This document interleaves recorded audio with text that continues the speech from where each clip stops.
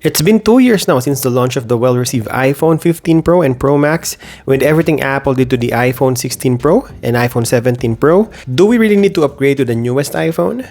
Sure, there are upgrades on the 16 and the 17, but holistically in all the categories like the speed, camera performance, and the OS support, and even the battery life, are we missing a lot if you don't upgrade to the latest model? Today we're visiting the older iPhone 15 Pro Max. Do we need a new iPhone?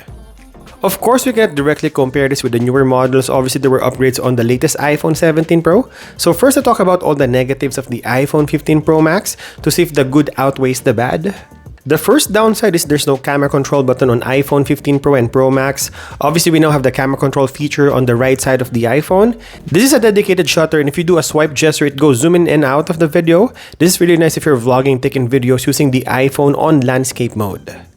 Also, this is a quick access for the cameras on a split-second action. It's really neat to open the cameras using the shortcut key. Obviously, iPhone 15 series are the last iPhones that doesn't have this feature, so it's a bummer.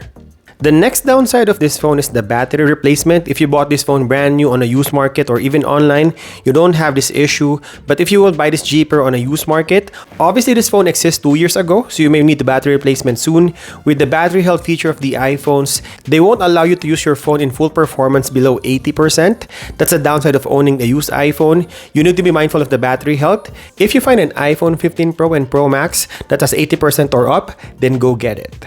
The next negative is the shorter OS support, and although it's true that Apple is providing longer software support on its iPhones, similar to what Google and Samsung are doing on their flagship and mid-range phones, we cannot beat the age of this iPhone. This phone was released 2023, so you lose 2 years of software support for this iPhone, but again, it's a minor negative considering for the next 3 to 4 years, this phone will still update, and by then, you probably move on to another iPhone. The fourth minus is the older design, so obviously people are upgrading to the latest iPhone because of the design. Every year Apple is changing how iPhone looks in small ways.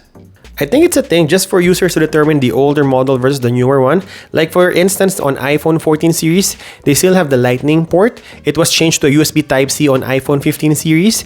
Then we have the camera shutter or camera control on the iPhone 16 series. And then lastly, Apple overhauled the entire back of the iPhone 17 Pro. So definitely on a vanity perspective, if you use this phone now, everyone will know that you're owning an older iPhone.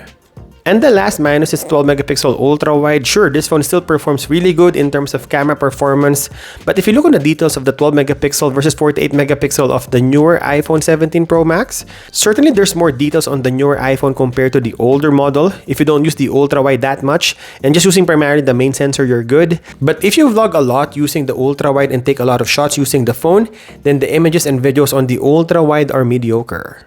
Now, if we can live with those cons, there's a lot of upside on iPhone 15 Pro and Pro Max, starting with the great performance. This phone has A17 Pro chip. It is an hexa-core CPU that is coupled with 8 gigs of RAM, good for multitasking.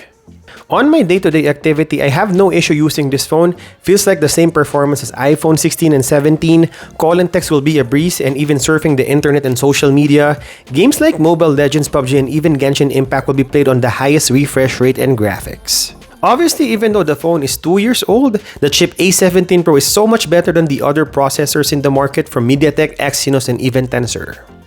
The next plus is the huge storage. So iPhone 17 Pro has 2566 of storage on its base configuration, and it's also the same for the 2-year-old iPhone 15 Pro Max. It starts at 256 gigs, so definitely you have a lot of storage to work on, installing your apps, music, and even 4K video recording, and even images that you shoot using the cameras.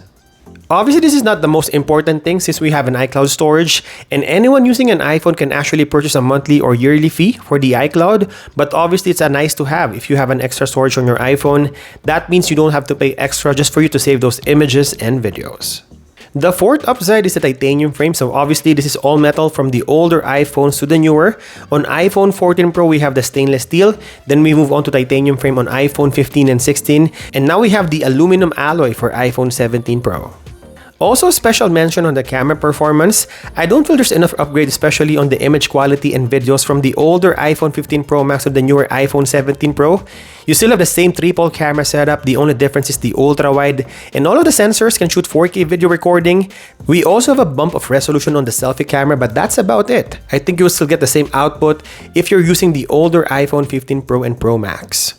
And the last positive is the cheaper price. So right now you can probably buy an iPhone 15 Pro Max half the price as the iPhone 17 Pro.